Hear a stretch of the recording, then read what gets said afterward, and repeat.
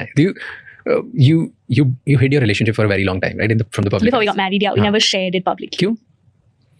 It's private. We wanted to just Fair. lead our private life privately. Is there a cost of hiding a relationship? There must be. I'm asking you.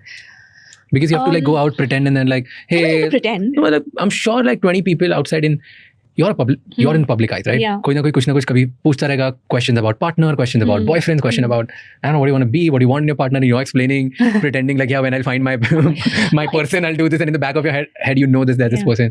Does that like do something to you? I'm just curious. I feel like everyone, it's like an unsaid thing. They knew it. Acha, so the close ones knew. The close ones obviously knew, but I'm saying even the public, being a public figure, they were kind of guessing. Like you said, you all hid it, right? So you knew that, okay, it's almost like, okay, I know you're seeing somebody, but I don't want to intrude and ask you now, oh, so where did you go? How did you propose? I mean, these are personal questions. And we didn't feel that was something we wanted to share at that time in our lives.